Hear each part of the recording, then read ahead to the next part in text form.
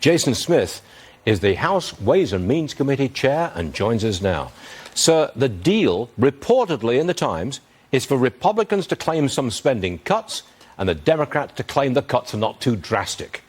Will that fly with all GOP House members? Because you've got to need everybody on board.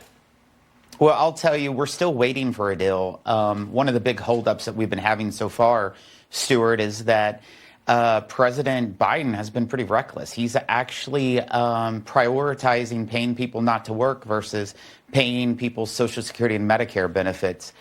But if we do get to an agreement that is somewhere in the middle, I would expect that the House Republicans will continue to stay united. One thing that we know is that the House Republicans are the only party that has been united in Washington, D.C. this Congress. We're the only ones that was able to address the fiscal insanity and also raise the debt limit.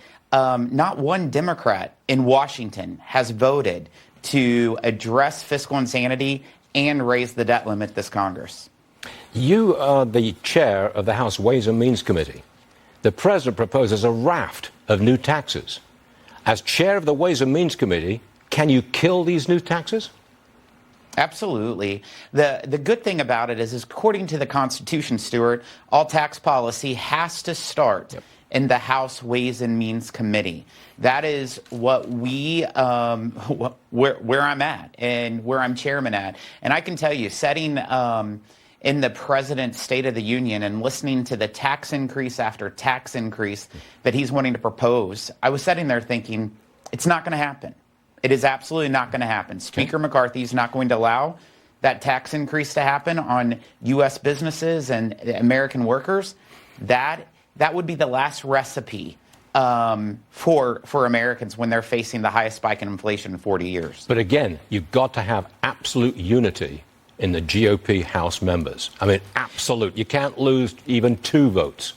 Stuart, we don't have to have absolute unity. When we passed the increase in the debt limit bill, we still lost 4 members. So there is always a path. Absolute is a very large number. But let me tell you, we are more unified now as a House Republican conference than I have ever seen in my entire tenure in Washington, D.C.